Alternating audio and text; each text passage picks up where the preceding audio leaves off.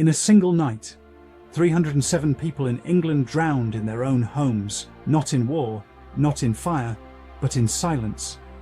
More than 24,000 houses were flooded, 50,000 animals were killed, and 30,000 people woke up with nowhere to go, as the sea rewrote Britain's coastline before dawn.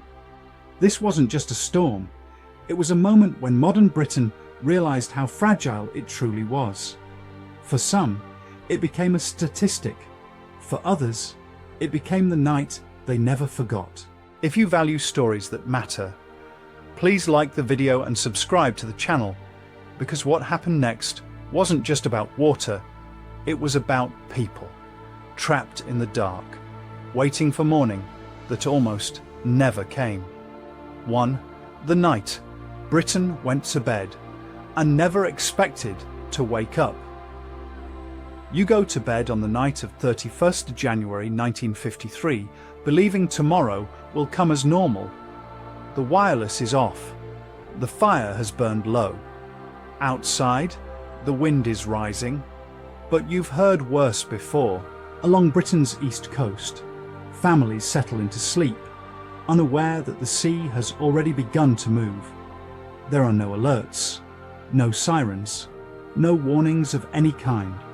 Just the sound of gusts rattling windows, and the quiet confidence that land is solid, and water knows its place. But while you sleep, history is already crossing a line, and out beyond the coast, something enormous is gathering strength. Because this story doesn't begin on land, it begins at sea. 2. A storm from the North Sea. Out in the North Sea, a violent storm surge is forming, driven south by hurricane-force winds and an unusually high tide. The geography makes it worse. The narrowing shape of the sea funnels water straight towards Britain's eastern shores. Hour by hour, the surge grows taller, faster, heavier. By late evening, the sea level is already far above normal. Yet on land, almost no one knows. Weather forecasting in 1953 is blunt and incomplete, and storm surges have no name yet.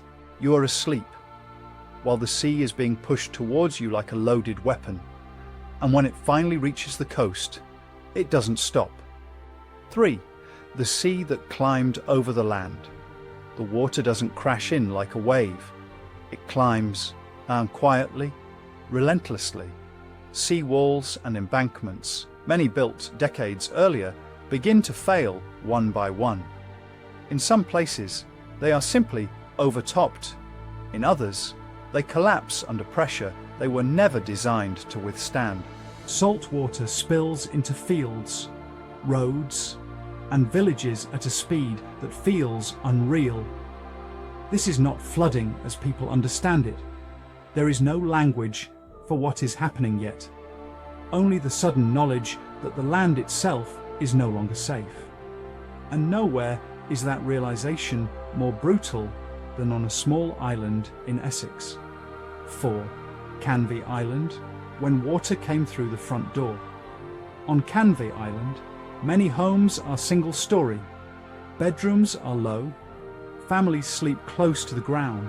In the early hours of 1st February 1953, water pours through front doors and air vents without warning.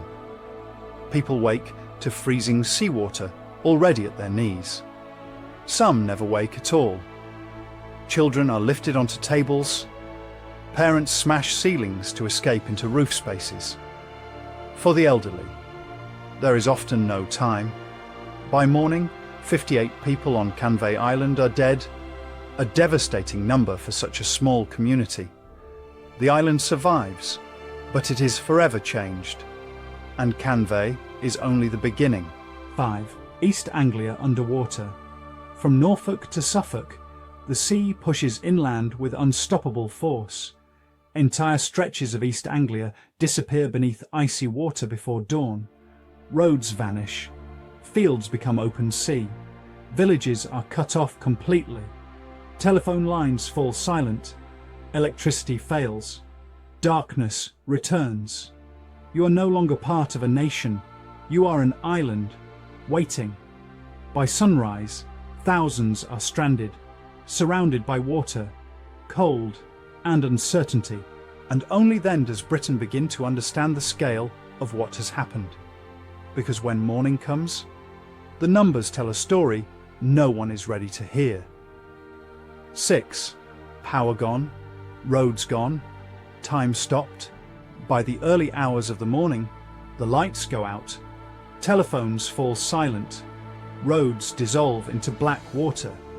Post-war Britain, still rebuilding from rationing and rubble, slips suddenly backwards in time.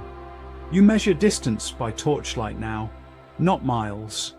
You listen for voices, not engines.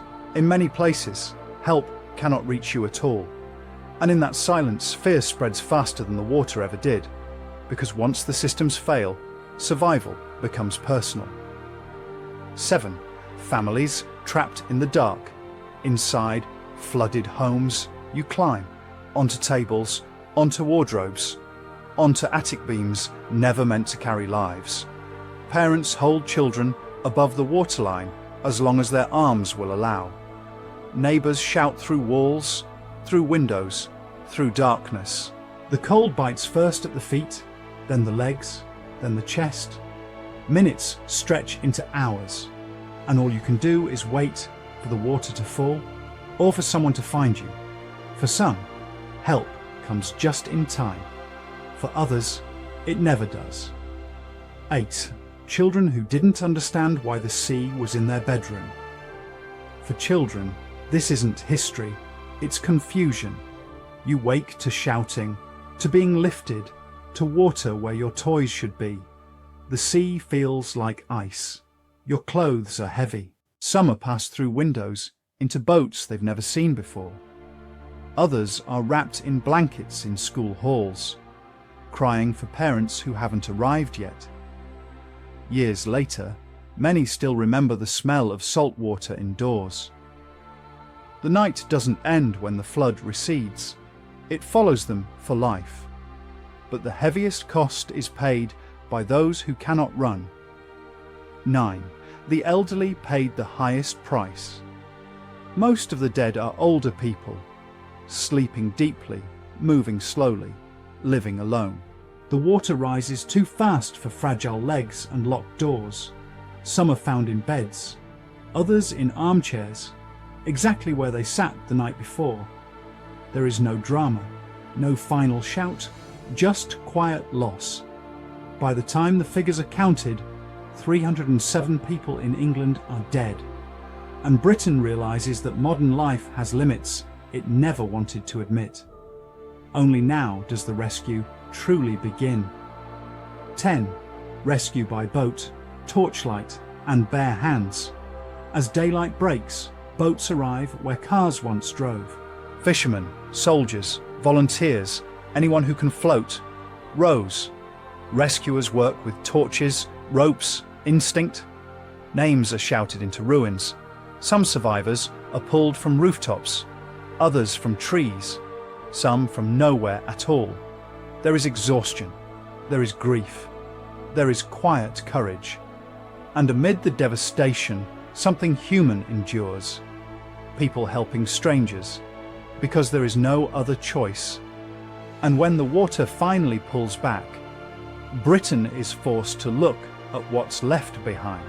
11. A nation wakes up to the damage.